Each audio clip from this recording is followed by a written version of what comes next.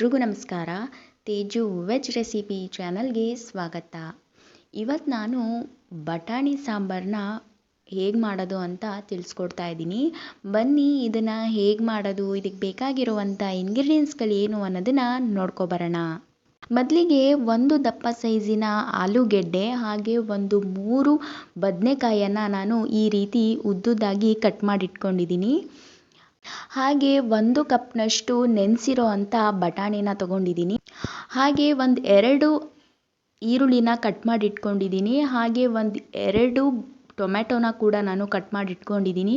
ಹಾಗೆ 1 ಕಪ್ನಷ್ಟು ತುರಿದಿರೋ ಅಂಥ ತೆಂಗಿನಕಾಯಿ ತುರಿನ ತೊಗೊಂಡಿದ್ದೀನಿ. ಹಾಗೆ ಕೊತ್ತಂಬರಿ ಸೊಪ್ಪು, ಹಾಗೆ 2 ಕಡ್ಡಿಯಷ್ಟು ಕರಿಬೇವಿನ ಸೊಪ್ಪು, ಹಾಗೆ 1 ಸ್ಪೂನ್ನಷ್ಟು ಸಾಂಬಾರ್ ಪುಡಿನ ತೊಗೊಂಡಿದ್ದೀನಿ. ಹಾಗೆ ಅರ್ಧ ಇಂಚ್ನಷ್ಟು ಶುಂಠಿ, ಹಾಗೆ 5 ರಿಂದ 6 ಬೆಳ್ಳುಳ್ಳಿನ ತೊಗೊಂಡಿದ್ದೀನಿ. ಹಾಗೆ 1 ಇಂಚ್ನಷ್ಟು ಚಕ್ಕೆ, ಹಾಗೆ 4 ಲವಂಗನ ತೊಗೊಂಡಿದ್ದೀನಿ. ಹಾಗೆ 1 ಸ್ಪೂನ್ನಷ್ಟು ಗಸಗಸೆನ ಕೂಡ ನಾನಿಲ್ಲಿ ತೊಗೊಂಡಿದ್ದೀನಿ. ಹಾಗೆ ಅರ್ಧ ಟೇಬಲ್ ಸ್ಪೂನಷ್ಟು ಅರಿಶಿಣ ಪುಡಿ, ಹಾಗೆ ಅರ್ಧ ಟೇಬಲ್ ಸ್ಪೂನಷ್ಟು ಸಾಸಿವೆ, ಅರ್ಧ ಟೇಬಲ್ ಸ್ಪೂನಷ್ಟು ಜೀರಿಗೆ ತೊಗೊಂಡಿದ್ದೀನಿ. ಹಾಗೆ ರುಚಿಗೆ ತಕ್ಕಷ್ಟು ಉಪ್ಪು, ಹಾಗೆ ಒಗ್ಗರಣೆಗೆ ಎಣ್ಣೆನ ತೊಗೊಂಡಿದ್ದೀನಿ.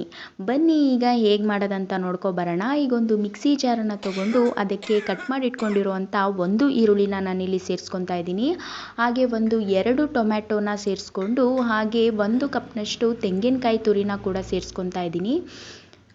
ಸೇರಿಸ್ಕೊಂಡು ಹಾಗೆ ಇದಕ್ಕೆ ನಾನು 5 ರಿಂದ 6 ಬೆಳ್ಳುಳ್ಳಿ ಹೆಸಳನ್ನು ಸೇರಿಸ್ಕೊತಾ ಇದ್ದೀನಿ. ಹಾಗೆ ಚಕ್ಕೆ, ಹಾಗೆ 4 ಲವಂಗ, ಹಾಗೆ ಅರ್ಧ ಇಂಚ್ನಷ್ಟು ಶುಂಠಿ, 1 ಸ್ಪೂನ್ನಷ್ಟು ಗಸಗಸೆ, ಹಾಗೆ ಕೊತ್ತಂಬರಿ ಸೊಪ್ಪನ್ನು ಕೂಡ ಸೇರಿಸ್ಕೊಂಡು ನೀರು ಹಾಕಿ ನುಣ್ಣಗೆ ನಾನು ರುಬ್ಕೊಂಬರ್ತಾ ಇದ್ದೀನಿ. ನೋಡ್ತಾ ಇರ್ಬೋದು ನುಣ್ಣಗೆ ರುಬ್ಕೊಂಬಂದಾಗಿದೆ. ಈಗ ನಾನು ತೋರಿಸ್ತೀನಿ.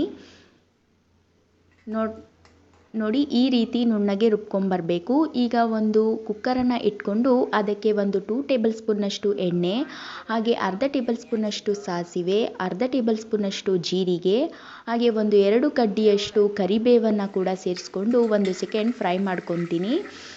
ಈಗ ಫ್ರೈ ಆದ ನಂತರ ಈಗ ಇದಕ್ಕೆ ನಾನು ಕಟ್ ಮಾಡಿ ಇಟ್ಕೊಂಡಿರುವಂಥ 1 ಈರುಳ್ಳಿನ ನಾನಿಲ್ಲಿ ಸೇರಿಸ್ಕೊಂಡು ಈರುಳ್ಳಿ ಒಂಬಣ್ಣ ಬರೋ ತನಕ ಫ್ರೈ ಮಾಡ್ಕೊತಾ ಇದ್ದೀನಿ.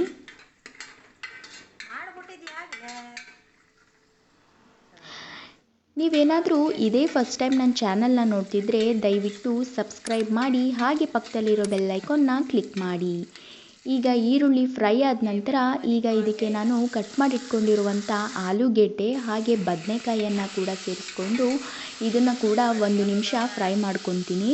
ಇದು ಫ್ರೈ ಆದ ನಂತರ ಈಗ ಇದಕ್ಕೆ ನಾನು 1 ಕಪ್ನಷ್ಟು ನೆನೆಸಿರೋ ಅಂಥ ಬಟಾಣಿ, ಹಾಗೆ 1 ಸ್ಪೂನ್ನಷ್ಟು ಸಾಂಬಾರ್ ಪುಡಿನ ಸೇರಿಸ್ಕೊತಾ ಇದ್ದೀನಿ. ಸೇರಿಸ್ಕೊಂಡು ಹಾಗೆ ಇದಕ್ಕೆ ನಾನು 1/4 ಟೀ ಸ್ಪೂನಷ್ಟು ಅರಿಶಿಣ ಪುಡಿನ ಕೂಡ ಸೇರಿಸಿ ಇದನ್ನು 1 ನಿಮಿಷ ಎಣ್ಣೆಯಲ್ಲಿ ಫ್ರೈ ಮಾಡ್ಕೊತೀನಿ.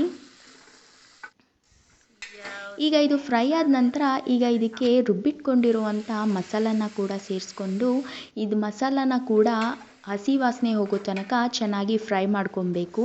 ನಾವು ಎಲ್ಲ ಮಸಾಲ ಐಟಮ್ನ ಕೂಡ ಹಸಿಯಾಗೆ ಹಾಕಿರೋದ್ರಿಂದ ಮಸಾಲ ಹಸಿ ವಾಸನೆ ಹೋಗೋ ತನಕ ಚೆನ್ನಾಗಿ ಫ್ರೈ ಮಾಡ್ಕೋಬೇಕಾಗುತ್ತೆ. ಈಗ ಚೆನ್ನಾಗಿ ಫ್ರೈ ಆಗಿದೆ. ಈಗ ಇದಕ್ಕೆ ನಾನು ಅದೇ ಜಾರಿಗೆ ನಾನು ಸ್ವಲ್ಪ ನೀರನ್ನು ಸೇರಿಸಿ ಚೆನ್ನಾಗಿ ಮಿಕ್ಸ್ ಮಾಡಿ ಸಾಂಬಾರಿಗೆ ಸೇರಿಸ್ಕೊತಾ ಇದ್ದೀನಿ. ಹಾಗೆ ಸಾಂಬಾರು ತಿಕ್ನೆಸ್ಗೆ ಎಷ್ಟು ನೀರು ಬೇಕೋ ಅಷ್ಟು ನೀರನ್ನು ಕೂಡ ನಾನಿಲ್ಲಿ ಸೇರಿಸ್ಕೊಂಡು ಈಗ ಇದಕ್ಕೆ ರುಚಿಗೆ ತಕ್ಕಷ್ಟು ಉಪ್ಪನ್ನು ಕೂಡ ಸೇರಿಸಿ 1 ಸತಿ ಮಿಕ್ಸ್ ಮಾಡಿ ಇದಕ್ಕೆ ಕುಕ್ಕರ್ ಲಿಡ್ಡನ್ನು ಮುಚ್ಚಿ 2 ವಿಷಲ್ ಕೂಗಿಸ್ಕೊಂಡು ಬರ್ತೀನಿ.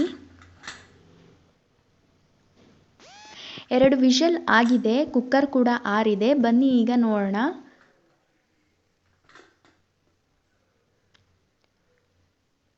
ನೀವು ನೋಡ್ತಾ ಇರ್ಬೋದು ಈಗ ಸಾಂಬಾರು ರೆಡಿ ಆಗಿದೆ. ಈಗ ಇದನ್ನು ನಾನೊಂದು ಸರ್ವಿಂಗ್ ಬೌಲ್ಗೆ ಸರ್ವ್ ಮಾಡ್ಕೊತಾ ಇದ್ದೀನಿ. ನೋಡಿದ್ರಲ್ಲ ಎಷ್ಟು ಸಿಂಪಲ್ಲಾಗಿ ಎಷ್ಟು ರುಚಿಕರವಾಗಿರೋ ಅಂಥ ಬಟಾಣಿ ಸಾಂಬಾರನ್ನ ಮಾಡ್ಕೋಬೋದು ಅಂತ. ಇದನ್ನು ನೀವು ಅನ್ನದ ಜೊತೆ ಮುದ್ದೆ ಜೊತೆ ತಿಂದರೆ ತುಂಬಾ ರುಚಿಯಾಗಿರುತ್ತೆ. ಇವತ್ತು ನಾನು ಮಾಡಿರೋ ಅಂಥ ರೆಸಿಪಿ ನಿಮ್ಮೆಲ್ಲರಿಗೂ ಇಷ್ಟ ಆಗಿದ್ದರೆ ಲೈಕ್ ಮಾಡಿ, ಶೇರ್ ಮಾಡಿ, ಹಾಗೆ ಈ ರೆಸಿಪಿನ ಒಮ್ಮೆ ಮನೇಲಿ ಟ್ರೈ ಮಾಡಿ ಹೇಗೆ ಬಂತು ಅಂತ ಕಾಮೆಂಟ್ ಮೂಲಕ ತಿಳಿಸಿ.